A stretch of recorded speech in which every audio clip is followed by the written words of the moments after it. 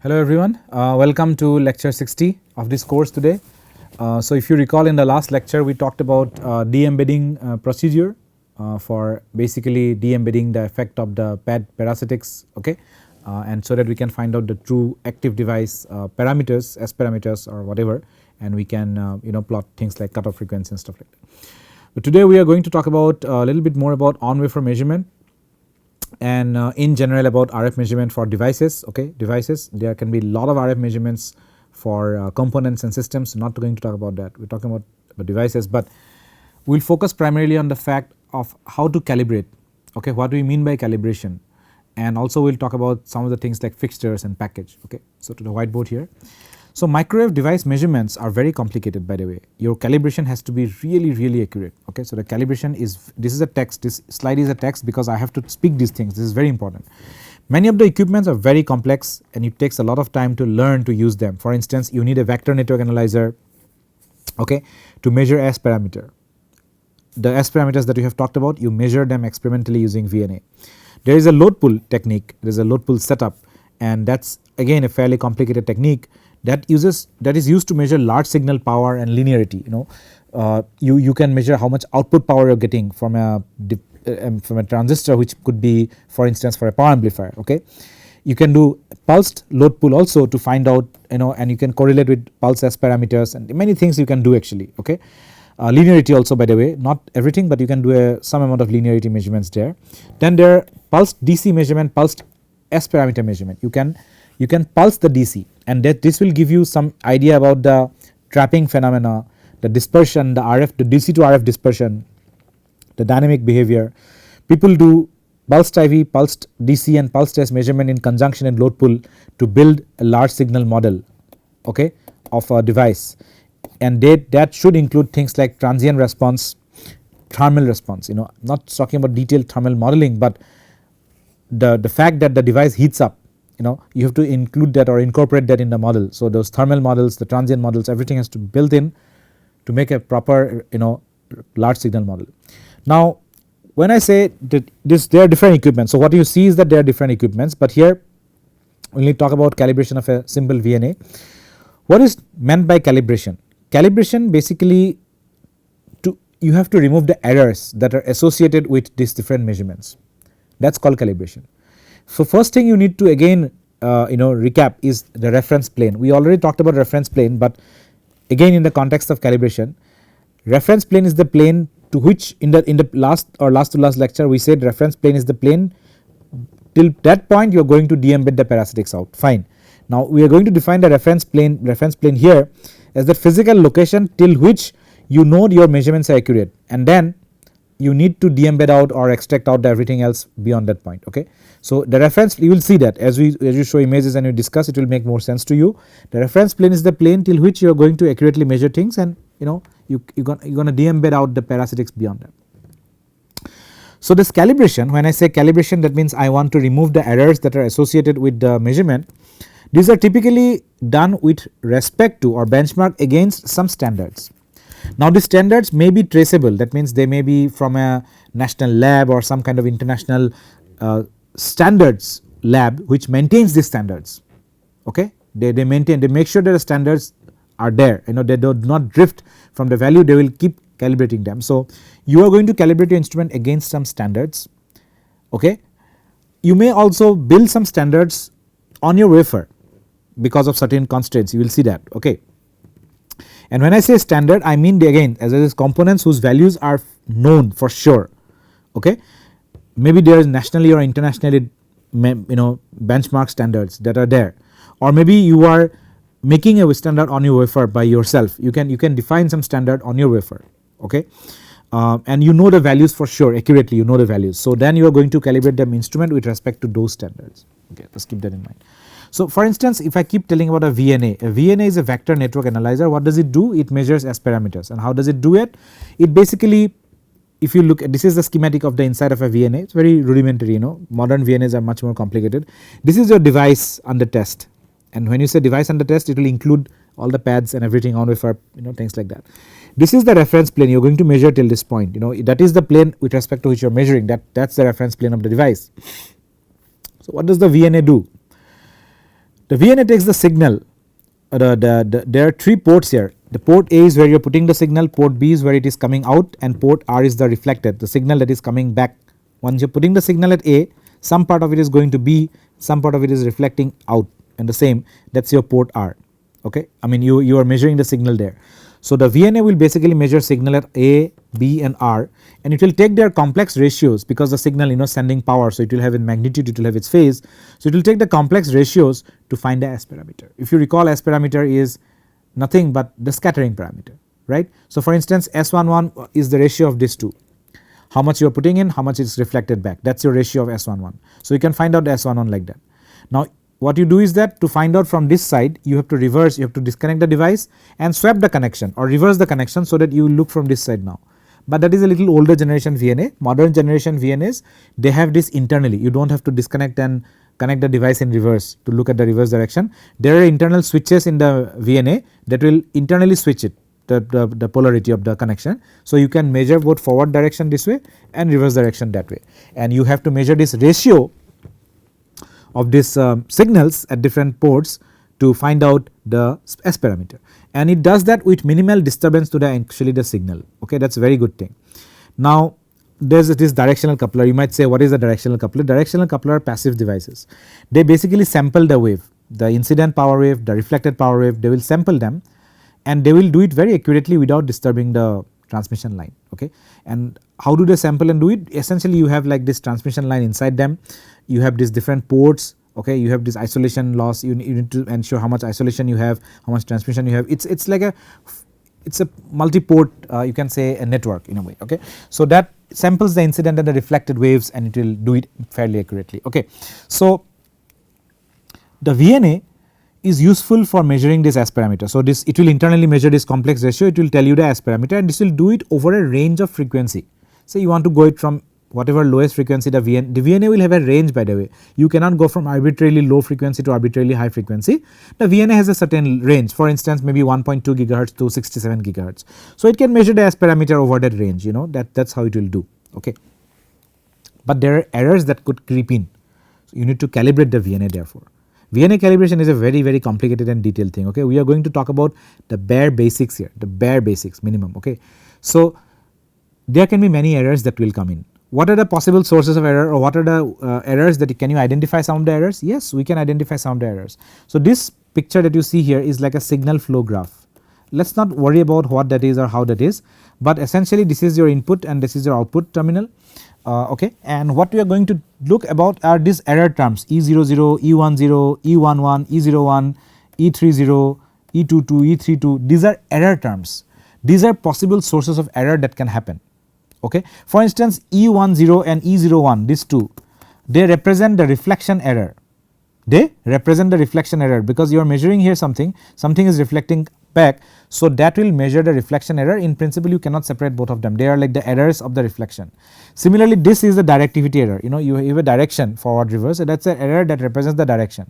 So there is the source error, for instance there is this reflect error, which is this I already talked about.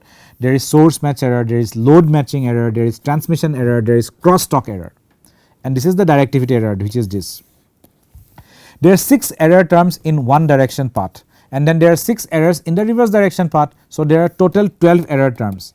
So this is the famous 12 error term model for a VNA error. There can be errors.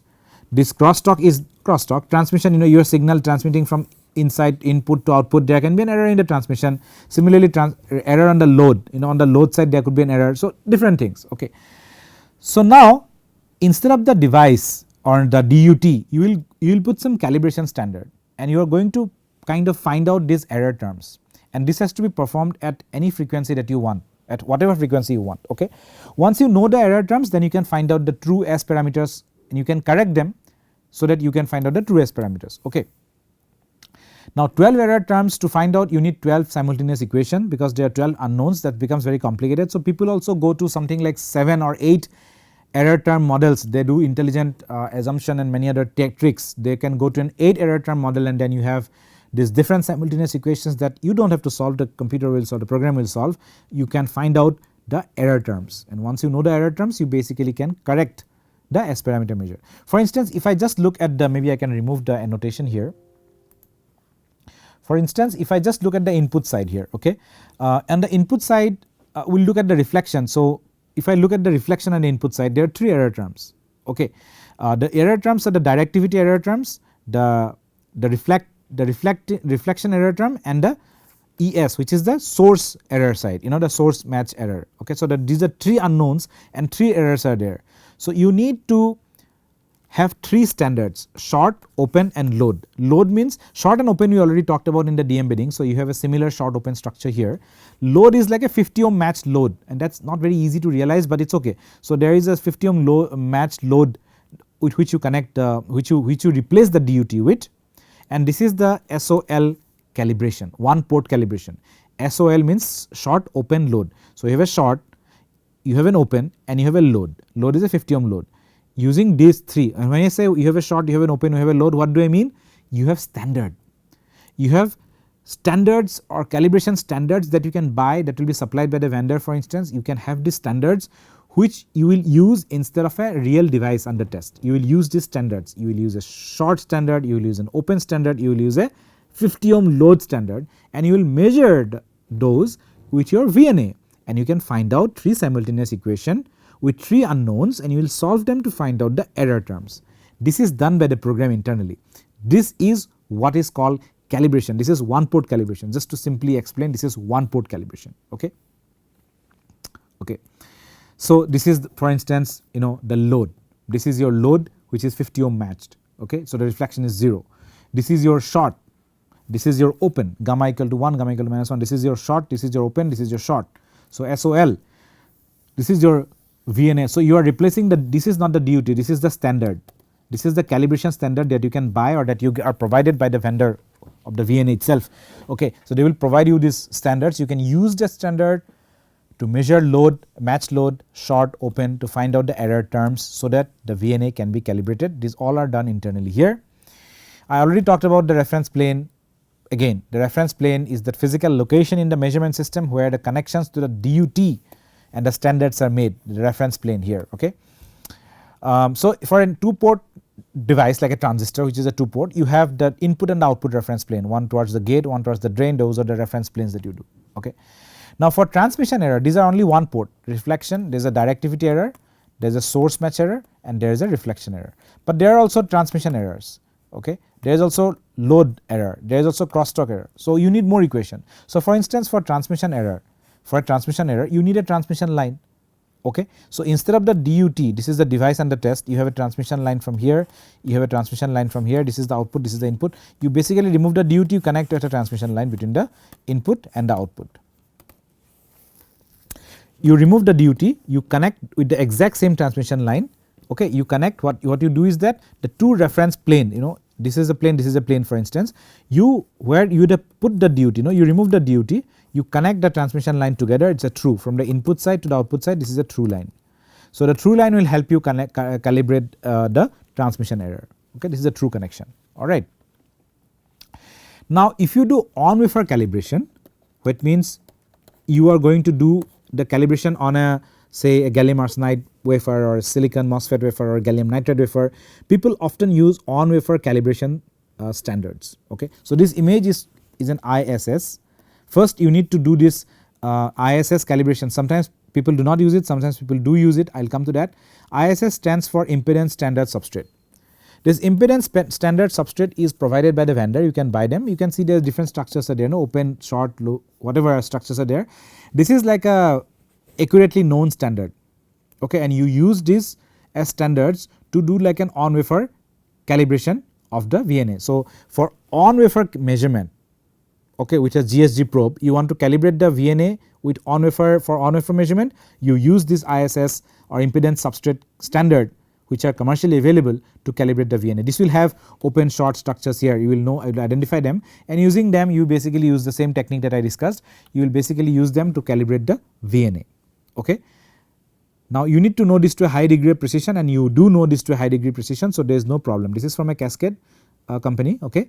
Now the problem is these calibration standards are often on a very non-insulating substrate like alumina. Alumina is Al2O3. This is like an alumina substrate on which you have built this. The substrate has a major effect in general because the dielectric constant of the substrate matters. When you use a gallium arsenide, or a gallium nitride. It's insulating, fairly insulating, agree, but the dielectric constant of gallium arsenide and gallium nitride are going to be quite different from that of alumina. So, whatever you measure using this calibration substrate may not accurately convey the values for gallium arsenide or gallium nitride wafer that you are going to use, because this is alumina and you have calibrated the VNA with respect to this, but then you are going to not measure devices on alumina, you are going to measure devices on gallium nitride or gallium arsenide. So, you may run into error because you do not have this calibration standard on the gallium arsenide or gallium nitride substrate. In that case, you may want to fabricate your own this structures that you see, open short structures, you might want to fabricate them yourself onto the actual semiconductor wafer, say gallium arsenide wafer or gallium nitride wafer. You are going to fabricate open short through structures exactly on your actual wafer, so that your error is minimum. You have the happiness or the satisfaction, yes, I have actually fabricated the calibration standard on my truly actual process wafer, not on an extra calibration substrate. Okay.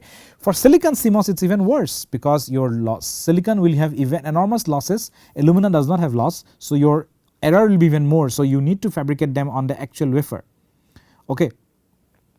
This you can see these are actually the calibration structures, and you can you will have coplanar elements or maybe microstrip line etc. on this substrate, which will enable you this the measurement of this calibration standards here. Now, if you, as I told you, they can have different, this is what I told, this whatever I written here is already something I have already spoken to you. So, then silicon is of course lossy, and then gallium and gallium arsenide, gallium nitride can have very different dielectric properties than the alumina substrate on which you have the ISS. So, then what happens is that people fabricate their own short open structures on their own wafer. I'll show you image. Also, we have to remember that this ISS calibration standard, this is a calibration standard, this is actually done at the reference plane of the device. So, you try to minimize the substrate effect as much as possible. It is the calibration is at the probe tips. So, if you have this GSG probe tips, you have this GSG probe tips coming in, that calibration is happening at the GSG probe tips here, whatever you are measuring. So, the substrate effect is technically minimized to a large extent, but still you need to do some de-embedding to remove further parasitics and things like that. So, these are some schematic images of a coplanar waveguide or CPW based de-embedding or on-wafer calibration standards. These are calibration standards that are fabricated, for example, on a gallium arsenide wafer, coplanar waveguide. As you can see, these are coplanar CPW, you can definitely see that. This is short, you see everything is metallically short to everything else. This is open, see everything is open, there is no active channel here. This is through, you see this is not metallic short, this is source, but the gate and the drain are connected through a transmission line, this is called through. This is match, and this is basically you have a 50 ohm match line here, but this is very complicated in general because it is very difficult to accurately realize 50 ohm across a large range of frequencies, because there can be buffer coupling and the capacitance values with frequency they can change. So, 50 ohm across a range of frequency is very difficult, but just keep that in mind. Okay. So, here they are saying 100 ohm, but yeah, okay. So, essentially these are some of the CPW pads with open, short and through calibration structures that you can fabricate on your actual device. This pitch, the center to center, this pitch has to be the same pitch as the GSG probe tips that you are using. Typically 75 to 150 micron is the range. This is true for even active devices, by the way, but this pitch has to be kept in mind. When you suppose you have made devices with CPW pads and everything, you want to measure at a different lab, you need to ask that particular lab technician what is the spacing or pitch of your CPW probes. Otherwise, you will not be able to land on this probe pads. That is very important to keep that in mind. Okay. But the CPW is not so much used in LDMOS because you have a ground default VI is there, it is not a VI, it is a short connector to the ground there. Okay. This is how an RF probe station looks like any other probe station you might have seen. Okay, not much different. There is a microscope, of course. These are the objective lenses, eyepieces. You can zoom in 10x, 20x, maybe 50x or more. Okay, this is the chuck. On the chuck, there is a vacuum which will hold the wafer tight so that the wafer does not move. Otherwise, if the wafer moves, your device will get damaged. Your probe tips can get damaged. So you have to hold them with vacuum. This is the chuck. You can see this is like either a 4-inch or a 6-inch chuck. So the wafer is also like a 4-inch or a 6-inch. You can see these images. These devices are there. And these are the probe tips, these are the probe tips that are coming here. Can you see that? Those are the probe tips, these are the probe arms, also they are called manipulators. They are called manipulators, or they are also called probe arms. and you have this manipulators, they are sitting also tightly with a, you can see this is the manipulator. Okay, this is the probe arm or the manipulator here. Can you see that they are sitting tightly on this platform, either using a vacuum or a magnetic suction, like a magnetic, sorry, not magnetic adhesion. Like there's a magnetic, there's a strong magnet that will basically make sure that this is sticking properly to the platform so that it does not vibrate or move. And maybe I can remove the annotation here. You can see that these are different screws here. This is different screw. This will probably move X. This is probably going to move Y. This screw. Can you see this screw Y? And this will move Z. So the probe tip will move X, Y, and Z in 3 directions, so that you can move around the wafer and locate the device, source, pad, gate, etc., etc. You do not move from one edge to the other edge, by the way, because that's too much of a movement. These are only for very fine movements. These are like vernier or screw gauge based movements, so they can only move very small fine adjustments to the source, drain, etc. You can move from one device to another, probably close by, not from end of wafer to end of wafer. To move from end of wafer to end of wafer, you basically use this and this. They will move the chuck, this entire chuck that is there, this entire chuck, they will move X, okay, and then they will move Y. They can move for a large coarse movement. Large by inches or centimeters you can move. Once you move, so you move that X and Y and you come to this point, suppose, then you will move the probe tips around that point to basically fine adjustment, to basically land on the exact device. Okay, this platform, this platen or the platform can also move vertically. There is a knob here, it's not visible, it could be here or it could be somewhere here. There is a knob that will basically move it up and down also. You have to make sure that the probe tips are not touching the wafer when you move the platen or the platform up and down, left and right, otherwise the probe tips will get definitely broken, the device will also be scratched. So you have to lift the probe tips up and then you have to move the platen up. Okay, there are many things to take care of and this is the protocol or the SOP, the standard operating procedure for any probe station. But this is RF probe station, so this is even more expensive. The probe tips are more expensive. So these are the GSG probe tips that look like this, So this is the probe arm that is bringing in the probe tips. You can see these probe tips that magnified looks like this. This is the ground, signal, ground. On both sides they are there. So this is maybe the gate, source. This is the drain, source. On the other side also you will have the tree. So this is like a GSG, that is the miniaturized version of this. You can see this is maybe an MMIC or maybe some kind of RF chip. You can see these are the GSG probe tips coming in. Can you see that? GSG probe tips coming in, they are probing these 3 things. Okay. So that's just to give you a visual feel of how this looks like. Maybe most of you know all these things, but it's good to just go through the images again. Then comes fixture based calibration. Now I have not talked about fixture, but I will soon talk about fixture. There is SOL, the short open load through. That SOLT calibration is one technique, but it needs many connection, it needs many unknown parameters, etc., etc. There is another technique called TRL. TRL stands for through, the through line, reflect and line. We will not go into the concept or the math behind this. It's just another sort of connection. You need a through line, a reflect line, and a line, and a proper transmission line. Okay, and you do not need to exactly know the calibration standards, values, and things like it. It can be very accurate. Okay, the transmission line that you are going to use, its length is very critical. It will determine the frequency range. So there is often a disadvantage of TRL, although it has a lot of advantages. The disadvantage is that you have a bandwidth problem. Your length of the transmission line will basically dictate how much frequency range you can cover using this calibration technique. Okay, so this image that I am showing you here is like a schematic of this TRL calibration structures. You can call them kits, calibration kits that you can actually buy, or you can actually fabricate them using a vendor who can actually make these boards with these different SMA connectors and these gold lines, transmission lines. Typically they are gold lines. They can do that. You can get them fabricated as per your design. You can buy them. Okay, you can customize them. These are like the cal kits, you can say. So this is like your through line. You have a zero length. This line is completely through from one end to another end. This is a reflect. You see there are 2 shots. There can be short and open also. This is like the reflect. The line will come and reflect. The wave will reflect. And this is a proper line. There is an additional delay. There is no delay here. The device would have been here. So you are removing the device. This is the right side and this is the left side. You are just shorting them. So the length is 0 here. It's a through transmission line. Here you have a DUT, actual device or transistor. Here you have a certain, instead of the transistor you put an additional length of the transmission line of the same thickness, the width. So this is your delay line. So using this kind of a calibration standards, you can also calibrate the VNA, okay, especially for non-on-wafer measurement. So for on-wafer measurement we already showed about all these things, you know, this is on-wafer measurement, this is on-wafer measurement, right.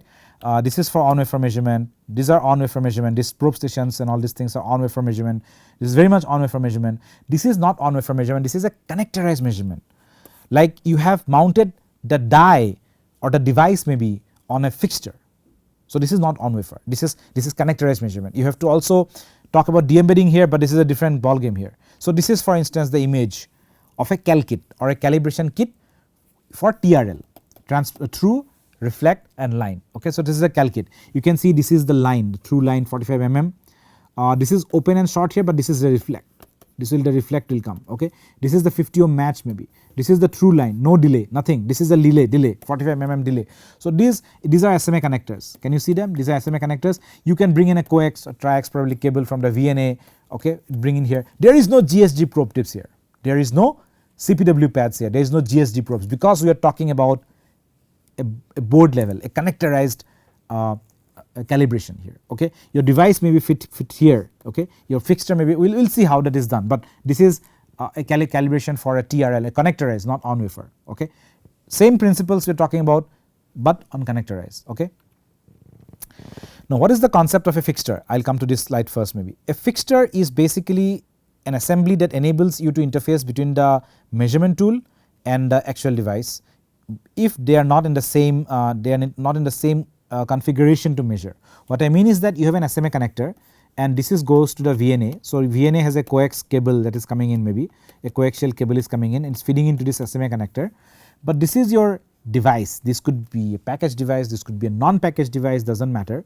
You need a fixture for a package also, by the way, oftentimes, okay. A fixture is all the paraphernalia, all the accessories on the side. It has three parts. One is that you are connecting the coaxial cable to a microstrip line. This is the microstrip line, it is not a CPW, it is like a transmission line. Its microstrip is a transmission line, it is not like it is a transmission line. It is fabricated on this board, you see this white board, this could be a low loss alumina board maybe or some kind of RF substrate, okay. So the microstrip line is fabricated there and that microstrip line brings in the electromagnetic wave that is coming on the cable to the device in a planar way. This is a planar. So the device electromagnetic wave coming in the coaxial cable is not converted, I would say, it basically made to propagate on a planar microstrip line and fed to a device, and then its output is amplified or whatever and it comes out from here and comes out again, okay. So this is three part. One is that input launcher, so this is the interface between the external coax cable and the actual board, that is the input launcher. The second part is your microstrip line, the transmission line in which your electromagnetics or RF signal will propagate to the device. The third is the active device, and again on the outside you have the device, the output microstrip, the output launcher. So this is the basic premise of a fixture. This is how the fixture is made. I mean you know it is realized. I will show you pictures of fixtures of course, but these are not pictures of fixtures. These are basically pictures of the cables that are coming from your maybe VNA. You can see this is some DC to 70 gigahertz. This cable can operate between DC to 70 gigahertz. Why 70 gigahertz? If you remember, we talked about waveguides in a few lectures back. We talked about rectangular waveguide, coaxial cable, circular waveguide, different waveguides. They have their cutoff frequencies, remember, okay. So they have the cutoff frequencies, you can measure above the cutoff frequency. So this coaxial cable does not have a cutoff frequency, it can measure from DC to 67 gigahertz, DC to 50 gigahertz. If there is a cutoff frequency, then you can measure from that cutoff frequency and above only. If there is no cutoff frequency, then you can measure from DC. So all these cables you can measure from DC, but there is a limit, it can go to 67 gigahertz, it can go to 50 gigahertz, it can go to 70 gigahertz. Why? Because you do not want multiple modes to propagate at the same time, remember. So this 50 or 67 or 70 gigahertz is like the limit beyond which you will start getting multiple modes. You do not want that. That is why you have this range of this wavelength or frequency in which the cable is preferred to be operated, okay. So these are cables and connectors that will come from the VNA or the load pool or whatever. This is not the fixture, but these are what the fixture will connect to so that you can measure the device. These cables, these coaxial cables cannot be directly useful for measuring on wafer devices. They also cannot be measured for packaged or diced devices unless you have a connector at the end of the fixture or the board, you have to have a connector that will connect to this. This is the connector, this is the connector. Can you see this? This connector will be connected to this kind of a connector from the VNA, okay, and that is converted to this microstrip line such that you can propagate the wave towards the actual device. Okay. So, because you are introducing all these things, you are actually making the measurement at a reference plane which is physically far from the actual device. Can you see that? You are measuring it here and here, which is far from the device here. You are measuring it here and here, which is far from the device here. So, you are going to measure it physically from far from the distance. So, the fixture basically will modify the RF signal propagating within this cable, okay, and they will launch it to the microstrip line, this microstrip line, correct. So, in other words, I can say that a test fixture is an electrical and mechanical interface. It is a mechanical and electrical both, by the way, it is not like in purely electrical, which is basically interfacing from the test system like a VNA or a load pull or whatever to the device and the test. Okay. So, you have this device and the test, you introduce this fixture parasitics on the input side, the fixture parasitics on the output side. So, you have to define a reference plane here and you have to de-embed the fixture parasitics in order to find out the true device S parameter, for instance. So, de-embedding concept is even applicable here, okay, just keep that in mind. So, I am talking about a probe based fixture. I am just showing you an example of a fixture here. You see this is a giant transistor, maybe a power amplifier, it is a device for a power amplifier, a giant transistor which are wire bonded, the source, the gate and drain, maybe the source is already on the back side flange is shorted. So, there is a metal plate from here, you see that metal, the back of the device is connected to the metal here. So, it is metallically short to the source, that is the ground. So, the gate and the drain are connected by many wire bonds, I already talked about, to this like a giant pad here. So, this is a fixture, this entire assembly you see, this is the device, but everything else is fixture. This is like a GSG. So, you can bring in, and this is a probe, that the pitch of the GSG is the same as that of the equipment. So, you can bring in a GSG like an on-wafer kind of a probe, although it is not on-wafer, you can bring a GSG probe, and this is a long transmission line, it is feeding in so many signals here, there will be propagation delay and phase delays for higher frequency here, by the way, and you are able to measure. So, this fixture is basically converting this giant peripheries into these narrow CPW pads on which you can actually bring down the RF probe station probe tips and measure. This kind of probe tips you can bring and you can measure. So, this fixture is doing that, okay, and you have a wire bond, you have a lot of wire bonds that is bonding the gate and the drain terminal to the CPW big pads, you can say not pads, these are the big pads which are feeding into the CPW is feeding into those pads. But this kind of a fixture is not very common because it has many issues, you have a giant line and then there will be phase delays, current crowding, many things could be a problem here, okay.